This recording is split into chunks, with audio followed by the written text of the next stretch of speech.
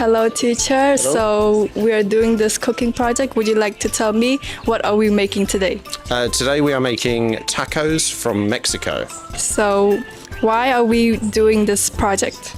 Well, it's always good to do some kind of cooking to break up the trimester.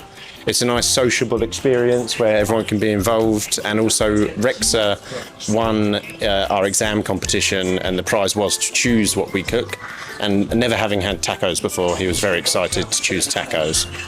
Okay, so would you like to tell me how do the students are gonna learn in this project? Well, we've got behind me lots of teamwork going on as it stands. We've already peeled and processed our onions. And mainly it's just life cooking skills. I see that they're watching a video on how to cut onions, which is...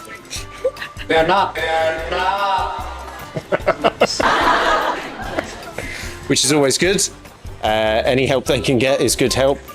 The main thing, I think, is getting everybody to work together, teaching them the do's and don'ts of kitchen life, i.e. keeping everything clean, keeping everything nice, and not cutting yourself with the knives.